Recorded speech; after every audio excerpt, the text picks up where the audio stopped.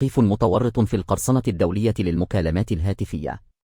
أوقفت عناصر المصلحة الولائية للشرطة القضائية بمدينة طنجة شخصا يبلغ من العمر 31 سنة من ذوي السوابق القضائية، وذلك للاشتباه في تورطه في المس بنظم المعالجة الآلية للمعطيات الرقمية والقرصنة الدولية للمكالمات الهاتفية.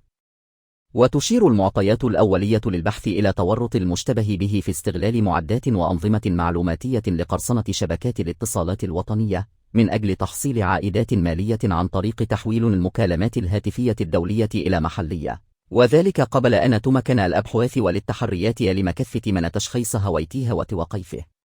وقد أسفرت عملية التفتيش المنجزة بداخل منزل للمشتبه فيه عن حجز 583 شريحة هاتفية وطنية و75 بطاقة تعبئة، فضلا عن حاسوب محمول ووحدة مركزية للكمبيوتر و32 جهازا إلكترونيا ودعامات معلوماتية تستعمل في هذا النشاط الإجرامي. وقد تم الاحتفاظ بالمشتبه فيه تحت تدبير الحراسة النظرية رهن إشارة البحث القضائي الذي يجري تحت إشراف النيابة العامة المختصة، وذلك لتحديد باقي الامتدادات المحتملة لهذا النشاط الإجرامي، وكذا الكشف عن كافة الأفعال الإجرامية المنسوبة للمعني بالأمر.